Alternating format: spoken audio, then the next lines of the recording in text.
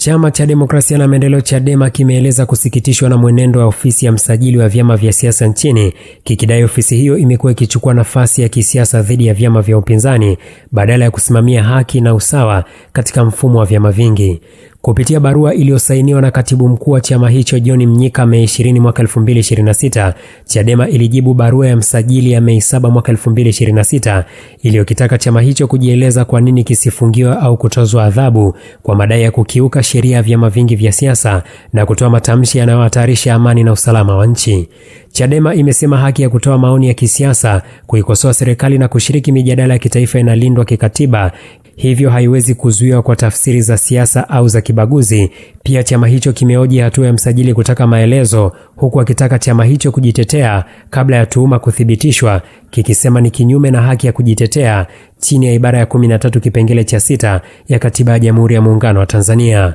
Kuhusu tuhuma dhidi ya makamu mwenyekiti wa chama hicho Bara John Heche, Chadema imesema maandamano ya amani ni haki ya kikatiba chini ya ibara ya 20 kipengele cha 1 na masuala ya kudharau mahakama yanapaswa kushughulikiwa na mahakama au ofisi ya mkurugenzi wa mashtaka DPP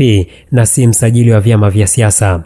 Aidha, kuhusu kauli ya Oliver Kisaka zinazodaiwa kuwa na uchochezi, chama hicho kimesema neno mageuzi linaweza kuwa la amani na kikatiba, huku kikidai tafsiri ya msajili wa vyama vya siasa inaminya uhuru wa mawazo unaolindwa na ibara ya 18 ya Katiba ya Jamhuri ya Muungano wa Tanzania. Maelezo haya ya Chadema yanafuatia baada ya msajili wa vyama vya siasa nchini kuipa Chadema siku 13 kujieleza kufuatia madai ya kiukwaji wa sheria na matamshi yanayoweza kuhatarisha amani, ikiwemo kauli zinazodaiwa kutolewa na John Heche kuhusu maandamano ya kushinikiza kuachiwa kwa mwanasiasa wa upinzani Tundu Lissu.